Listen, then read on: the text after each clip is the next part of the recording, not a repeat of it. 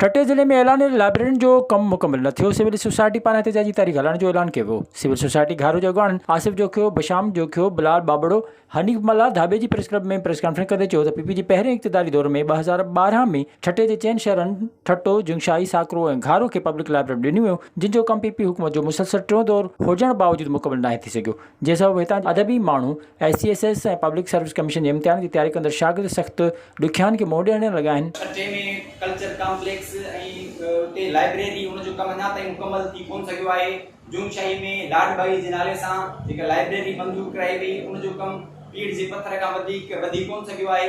घारे में बंभोर लाइब्रेरी जे नाले सां जेका लाइब्रेरी जेको पीढ़ जो पत्थर रखियो वियो ऐं कुझु कमु थियो उहा अण मुकम्मल आहे। ऐं साकरे में दीबल लाइब्रेरी जे नाले सां जेका लाइब्रेरी सिंध हुकूमत जी सकाफ़त खाते मंज़ूर कई उहा अञा ताईं मुकम्मल कोन थी सघी आहे, जंहिं सबबि ठटे जे ख़ासि तौर ते इल्मी अदबी माण्हुनि खे ऐं हितां जे शागिर्दनि खे जेके CSS समेत मुख़्तलिफ़ इम्तिहाननि जूं तयारियूं कंदा आहिनि उन्हनि खे सख़्तु मुश्किलातुनि खे मुंहुं ॾियणो थो पए।